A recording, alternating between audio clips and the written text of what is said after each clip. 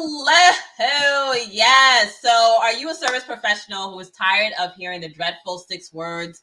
I need to think it over. Or maybe you're just fed up with just giving presentations to prospects and just not getting anyone coming back to you, right? Or they're just saying, I'll just need more information. Maybe you're frustrated with not getting in front of enough qualified prospects, perhaps. Well, this is an episode that you do not want to miss. Our special guest here, Lenora May of the infamous Sandler Training, will be dropping these sales gems with us here this evening, including how to navigate prospects, ensuring that you have the best methods, right? Best methods for qualifying prospects, and also how to overcome objections, right? You get them to prospect stage and you qualify them, and all of a sudden you get on the call and you still lose it, right? We're going to be tackling that and so much more here this evening. And before we even go into the show description, let's get into it. So we all know sales is important, right? It's business. Sales is important. What I always tell even my students in the college course that I teach, and also my clients as well too, the 2 most important parts of business, marketing and sales, right? So the question I have for you, Lenora, what do most people get wrong with sales? Right? You've been doing this for many years. What would you say are the top 1, 2 most common issues that you see when it comes to sales? Just to get this off the table, there's a huge difference between sales and marketing. So people get those things confused all the time.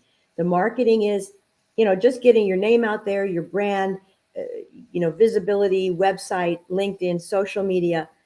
But the sales is the part when you finally attract somebody to you, and even if it's a warm referral, however that goes. Now what? This is the sales piece. And people are pretty afraid of the word sales because it has a very negative connotation. And there's a reason for that, because when we think of sales, we think of, smarmy car salesman and snake oil and all that. Well, I'm here to tell you today, no.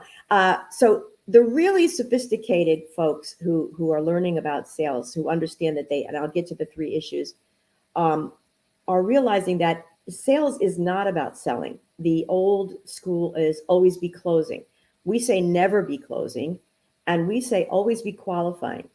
So what that really means is what you're really doing is asking lots of questions. You want to find out if the person you're talking to, if there's really a problem you can solve, because nobody wants to sell to anybody if they don't need your service. So that'd be a waste of your time and theirs. B, is there a budget? Are you talking to the decision maker? There are a lot of things that go into qualification. So there's way more to it than what we think about when we watch TV commercials, where people are just blasting you with their services and what they do. We want to go the opposite, and we want to ask questions about you, the prospect. We don't want to talk about us. We want to know what's going on in your world. So the 3 reasons people tend to finally go, aha, I think I do need to study a little bit about sales, because I thought sales was marketing, or I thought it was something I saw on TV, is because one reason might be they're frustrated that they're not getting in front of enough qualified prospects. They paid for SEO, they're doing their social media, they're paying someone for a gorgeous website, but guess what? Still not enough people are showing up, not enough qualified people who can afford their service and need it. The second one would be trouble with differentiating their company with competitors. Lately, I've been meeting more and more people that are marketers. I meet IT people. I meet coaches. There's a competition out there. So how do you differentiate yourself from the pack? That's the other one. The third one, the big one, is obvious. Sick and tired of not closing enough new business.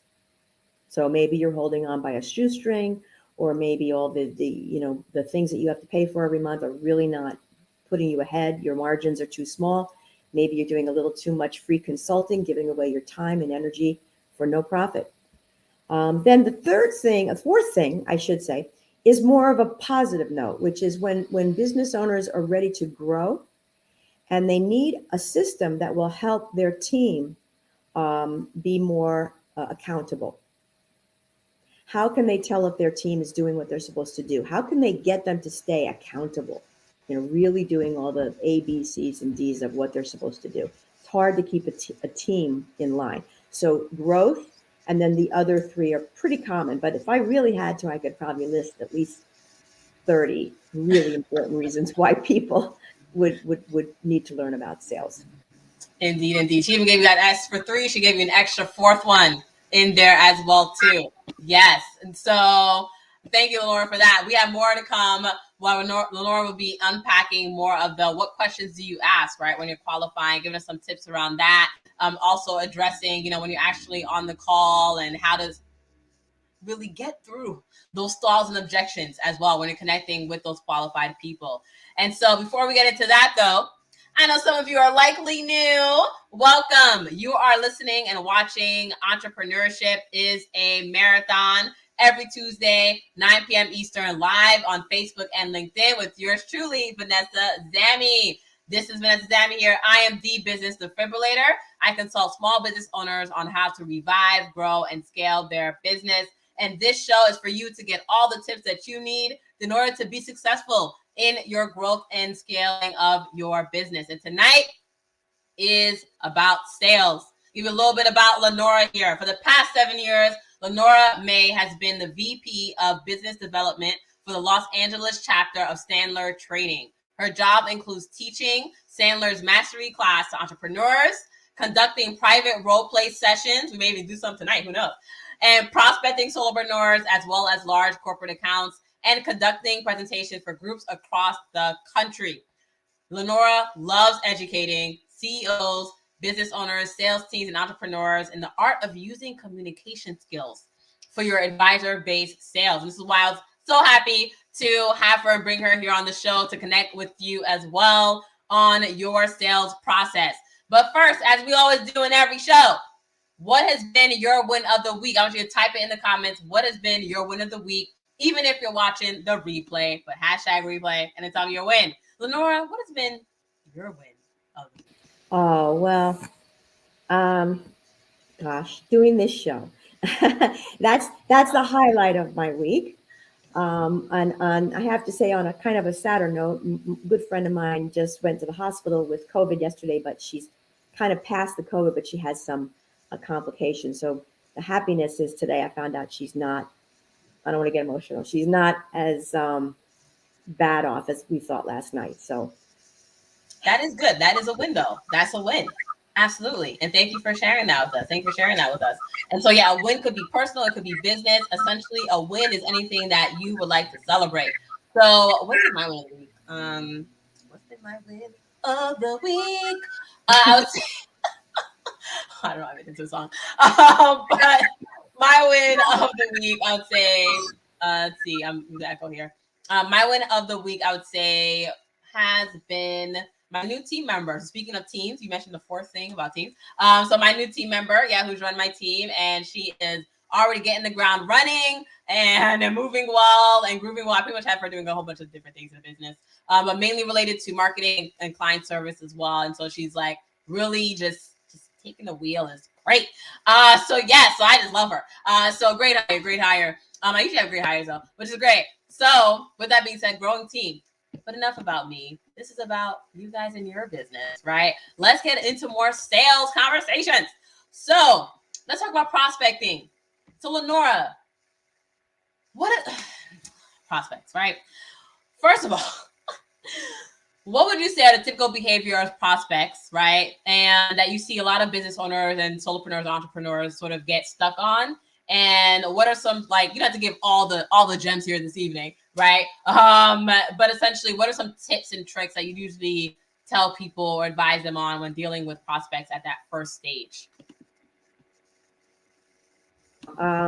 So the first stage might be that you're just doing some networking and you're meeting people on a kind of a casual way. Maybe you're in a group, maybe you're still doing face-to-face, maybe there's sort of a slightly warm referral.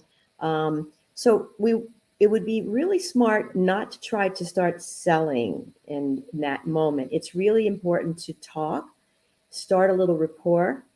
People like to buy from people they trust. So if they smell salesperson, they're really not going to feel comfortable. We start with bonding and rapport. So we want to mirror that person. We want to match and mirror a little bit. If somebody's talking very fast and they're from New York and they have this thing and they're just talking, you know what? I might have to step it up and be in that sphere. If somebody talks quietly and slowly and methodically, I'm going to match and mirror. I'm not going to overpower. And we're talking, this could be virtual. It's what I do all the time, virtual. So I can get quiet, I can get reflective, and we're going to connect. Now that's more matching, mirroring. Prospecting has a lot of pieces. It's your job to prospect. We tell folks in our classes, what do you do for a living? Everyone says, oh, marketing. I sell shoes. I do this. And we say, no, you don't do any of those things for a living. You do prospecting. Because in order for you to do those wonderful things that you like doing, you have to get your customers first. How do you do that? Well, I would say the biggest way to do that is to start with what we call as a cookbook. You should have a nice wheel of activities that you can work on a daily basis, a weekly basis, and a monthly basis, and a yearly basis. And you make these lists, and these are the things that are going to yield connections for you, prospects, people you can get in touch with. So you make your own personal list. If we were doing interactive right now, I'd have you all take out a paper and pen and sit down and let's list a few. So Vanessa, let's use you. What do you do on a weekly basis to meet with prospects? What do I do on a weekly basis to meet with prospects? Essentially, I do a lot of networking. I do speaking engagements as well too. Please slow down. Yeah. I'm writing it down. Networking, speaking Yes. engagements. Speaking engagements, so like podcasts, workshops for other people. And those are the two main ways, essentially, I go about prospecting. I'd say two main ways. Okay, those are two ways. So what we'd like to do is we would expand that. When you invest in the financial world, most good companies will tell you, especially in the stock market, to have a pie. And they'll say, don't put all your money into one piece. You don't want to put all your money into bonds. You don't want to put all your money into stocks. You want to diversify.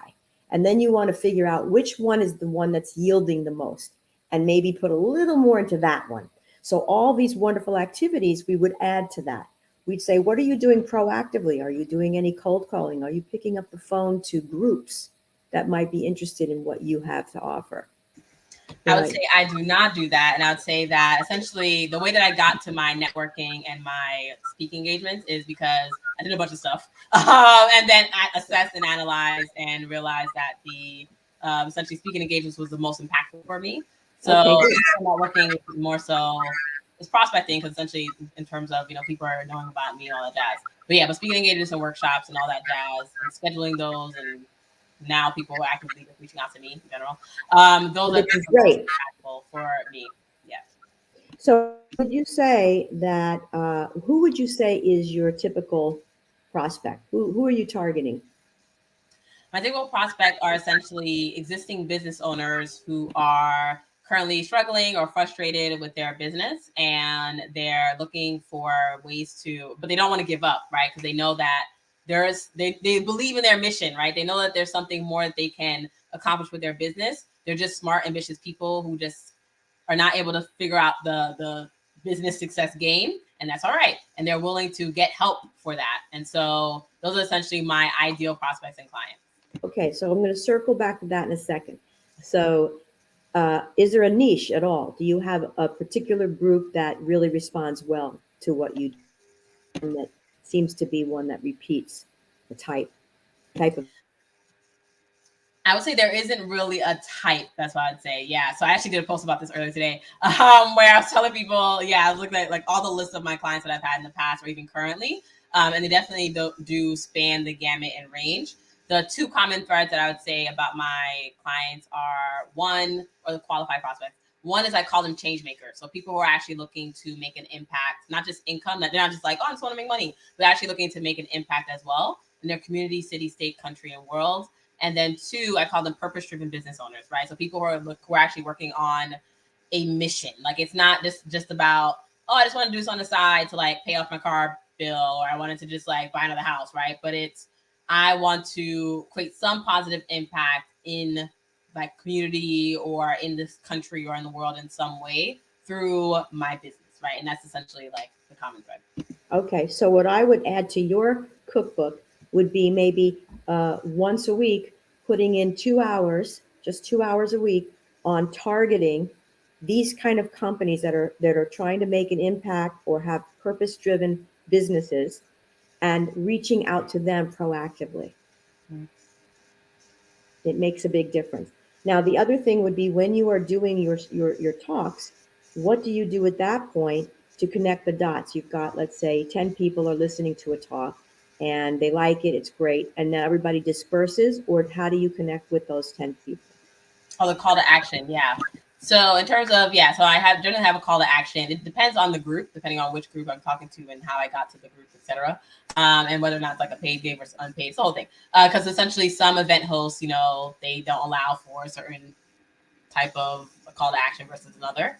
But in general, the call to action would either be hop on the phone with me, follow me on social media, or it'll be, sign up for my next like thing that I have. Like I have a 2-day event, so it'll be that perhaps. But it just varies depending on the audience and group. But I do generally have a call to action for people, depending on the, Oh, 1 second, you're muted. Yeah, Sorry. Sorry. I'm going to throw something at you and the audience, is that's a very general call to action. And what we would want you to work on is how to get specific with those people. Each and every one of them, when you get their information, you reach out to them either through LinkedIn or their email or a phone call, and you set up a time to meet with them, a one-on-one. And then you get into some very deep qualifying. You ask a lot of questions and you find out, is there a need? And even if you get 1 out of 10, that's a positive result. So to be a little more proactive and not to just say, well, meet up on my next talk, or, maybe we'll talk again later. We want it to be very specific. We want that on your calendar. We want all of this to translate into time on the calendar. So there's that piece. The other piece is the referrals. How many times do you ask for referrals? So after every client call, I ask for referrals. Oh, let me mute you 1 second. After every client call, I ask for referrals, and then after when I'm networking with people, I do one-on-one. So I do network in networking groups, etc. I do one-on-ones with people. After I do a one-on-one, essentially not after, but during the one-on-one, essentially we both will exchange like, how can we support you in your business? And so that's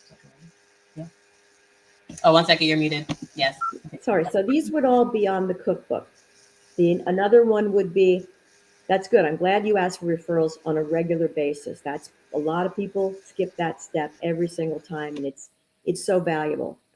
And very often you might do a cold call and somebody says, no, I don't really need your service. And that's another time. So it doesn't sound like this is a fit for you, but is there anyone you can think of that's in that particular struggle right now, and they're just sort of holding on, but they could use a little help in that area? Would you mind, could I look at your list on LinkedIn? And if I could pick out 3 people, would you mind making that introduction for me? And likewise, you can look at mine and pick out 3. So that's a very proactive way to make referrals actually happen. Because most people go, sure, yeah, I'll think of you. Well, no, they don't. Nobody thinks of anybody. You have to make it has to be a real thing. Just like connecting after your talks has to be a real thing. We're going to put those things on a calendar. We're going to have a little meet after the talk, see what you thought. That may be all it comes down to. But again, there's an opportunity for referral. So now your cookbook went from networking and speaking and podcasts to proactively calling businesses in a niche of purpose-driven businesses with an impact, and asking for referrals. And after giving a talk, doing one-on-ones with everybody who's attended, assuming that they are okay with doing that. So we've turned 2 activities into at least 5 or 6, and we'd probably add more to that. But if you do them and you figure out how much time you want to devote for each. Cold calling is probably the scariest thing. Most people hate it the most. So even if you only end up doing 1 hour a week, but you just sit down and do 20 people on that list, 1 hour a week, something might happen. So we like to do the easy stuff. The networking for some of us is a lot of fun, and it's the easy stuff. We like to do the presenting if we're extroverts, but there's other things you can also be doing. So that's what we would call a cookbook for prospecting. Awesome. Awesome. So essentially, yes, looking at other ways in which you can get in front of the right audience for your whoever it is that you're reaching out to. And definitely cold calls are very few things that people do and explore. And so I personally am an introvert, but I find speaking to be an easy thing for me to do. And actually, no, another introvert like that too. Actually, we connected a couple years ago. But with that being said, but yes, but awesome. Glad we did exercise. And so we're about 10 minutes left. But for those who are liking what you're hearing, I want you to click that heart below.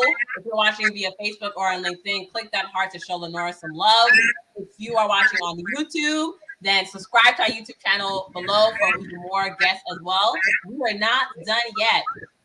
When we come back, we'll get into those dreadful sales calls. Some people consider them to be the voice of death, those objections. Well, after this quick break, Lenora will share with us the premier Sandler Training tips on overcoming stalls and objections. We'll do another role-playing session as well, too. And so get your notepads handy. Yes. Oh, what'd you say? Yep. One more tip to add to the beautiful cookbook wheel, which is when you're doing your networking, it's important to have your 20-second pitch. Use the reasons why somebody would use your service. What are the feelings they feel? What are their pains? Why would they come to you? Use those descriptive pain words in your pitch. Your pitch should not be, I do this, I do that, I do this. It's the business, purpose-driven businesses and people who want to make an impact talk to me and tell me that they need help with, they're frustrated, they're not, yada, yada, yada, they're confused because blah, blah, blah, or they're sick and tired of just not making their business work anymore. Those are the points you want to make. And in and out. Awesome. As you see here, Lenora just loves sharing tips and tricks and advice as well. So hopefully you guys capture that. We're going to take a quick break. When we come back, we'll be going into the sales calls and objections and how to best address those. We'll be going and doing another role-playing situation as well to ensure that you are getting the most out of this. See you in about 45 seconds. So I believe I know some things about you in your current situation. I know that you're frustrated, you're overwhelmed, you're struggling, you're discouraged. Right? You dream of becoming a calm and confident full-time entrepreneur with abundant time and financial freedom. Currently, perhaps you're focused on leaving your demanding corporate job and growing your business. Or maybe you're just focused on just growing your business, right? But let me ask you a question. Would you be ecstatic if you could increase your revenue, be more consistent with your marketing and social media, and get more time to work on your business and be more productive? Because if you could do those things, ultimately, that would mean you could make a difference in your community, city, state, country, or world.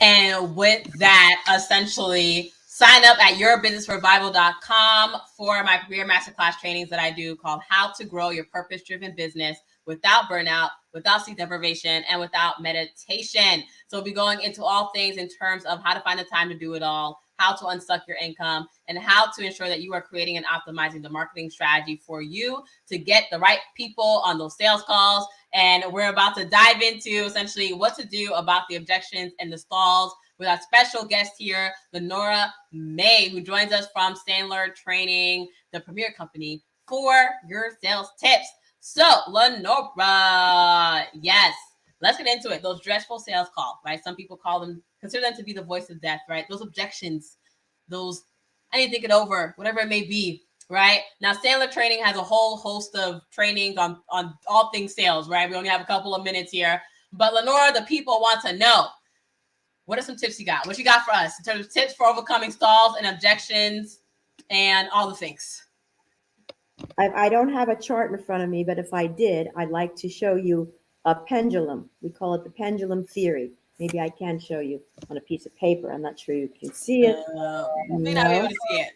Okay. The lighting. Well, okay. No, the lighting won't let us. Our lighting is not so hot right now. Okay. Oh, there it is. Okay, it kind of came through. There it is. Okay. Hold on. There's the pendulum. Okay. So what you want to do is you want to stay to the left of the pendulum. I might be reversing it here, but so what I mean by that is stay negative.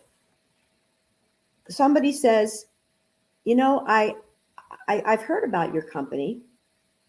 And the first thing that novice salespeople do say, oh, well, great. I'm so glad you heard. What they hear is, oh, good, I've got a hot one. And they start drinking hopium. And they're like, yeah, here we go. And they start selling.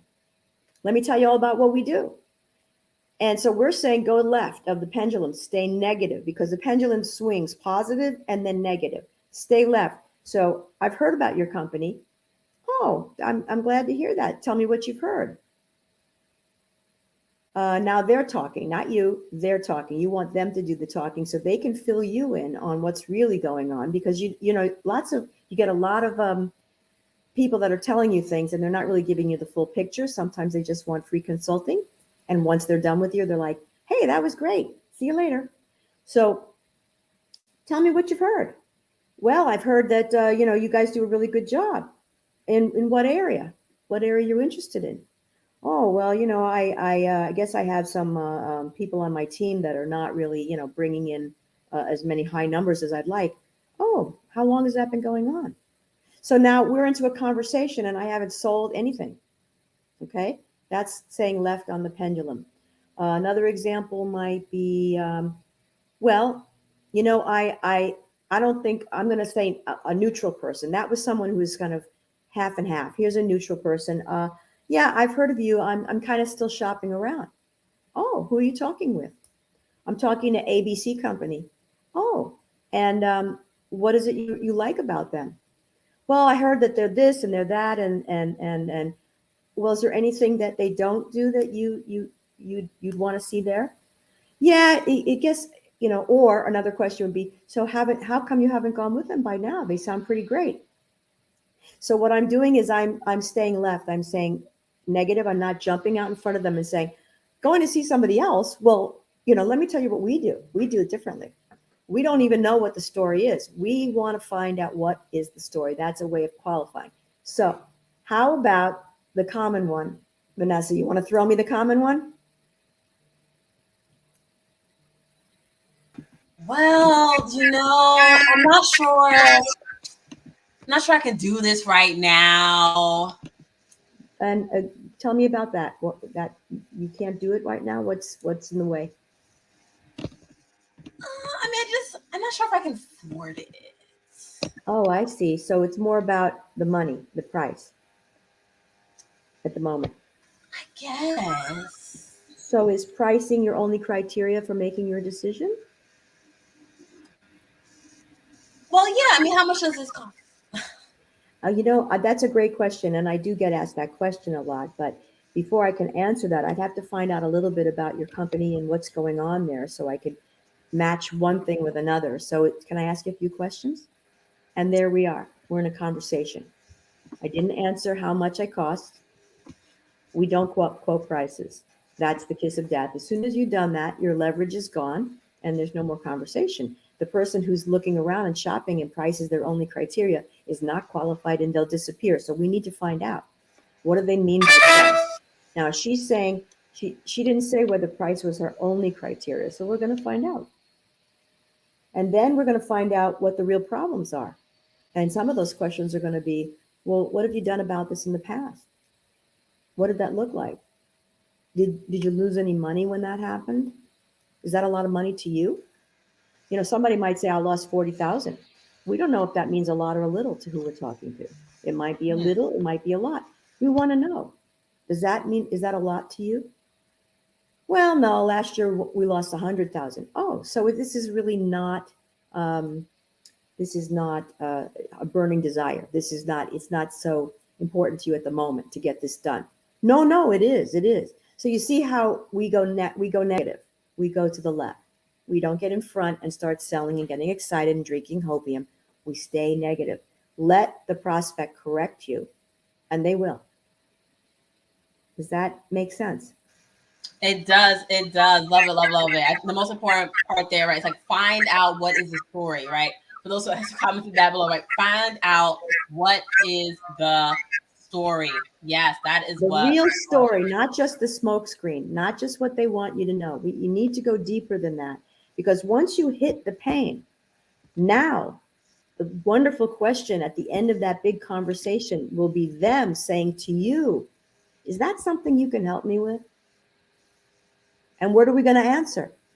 Well, I'm not sure. Can I ask you a few more questions? We're not going to say, sure, let's do it. When would you like to sign up? Here's the contract. We're not going to do that. So that's a piece of qualifying, and the person has to qualify for your time as you have to qualify for theirs. So we want to find out, is this a real fit, or is this just somebody, shopping online, looking around for the best price, not really serious, getting a free consultation, wanting to learn, or are they serious? We need to find out. That's how we will qualify. Exactly. And the thing is that, when you qualify effectively, the calls are really just a seamless process, right? At the end of the day, the sales call ends up being a really seamless process. It's an easy flow conversation. And at the end of the day, that's really what you want, right? You want that person who's the right fit, who's also ready to buy. I think a lot of people forget that point when we talk about ideal or target audience. They forget that piece of, yes, there's a description of like who or what you work with, but there's also what is their readiness, right? In terms of actually solving the problem and their readiness to invest in the solution for the problem, right? And the thing is that it takes the same amount of energy to sell $1 as it does $1,000, right? And so it really is about understanding, that person's really willingness to invest and to actually solve the problem. I think you mentioned you were going to say something else, Laura. Yeah, I wanted to say what you're saying. In other words, is you need to take their temperature, just like a doctor. I'll just give you this quick little thing. If you rented to a doctor's office and your shoulder was dislocated, and the doctor said, "Hey, you're in luck. I've got a 2-for-1 special this afternoon on surgery. I can get you in right away this afternoon." You'd be like, "Whoa, I got to get out of here." But if you walk into the doctor and you've got a dislocated shoulder, and they say, "So on a scale of 1 to 10, how much does it hurt when you raise your arm like this? What about when it's up here? And how long has it been like this? Have you done this in the past? When you did it in the past, what was that like? What did you do for it then?" And they ask you these important questions. Right away, you exhale, you feel you're being taken care of, and you trust this person. And then you say, "Can you help me?" And they say, "Well, let's do some x-rays and see." Love it. On that note, I want to thank Lenora for joining us here this evening and sharing these wonderful tips on prospecting leads and addressing those objections in sales calls. I know I got some things from it. Hopefully you guys got some tips as well too. And if you're looking for more information and more details, then reach out to Lenora by connecting with her on LinkedIn, Lenora May. The link is in the comments if you're watching on Facebook or on LinkedIn. And if you're watching on the YouTube channel, right after you subscribe, you scroll down a little bit more in the description, you'll see as well too just a link to Lenora's LinkedIn profile, where she also shares more tips and more events on, they're also even a couple of more hours of sales training you can do. So she also shares those when they come up as well on her profile. So stay tuned, stay in touch. And remember, you're watching Entrepreneurship is a Marathon with yours truly, Vanessa Zammy, every Tuesday, 9 p.m. Eastern, live on Facebook and LinkedIn. Yes. Any final words, Lenora, for our audience here this evening? You have to be courageous to go for the no. Don't go for the yes, go for the no. And then you'll probably get some yeses along the way. Love it. All right, everyone. Have a lovely evening and a rest of the week. Chat soon.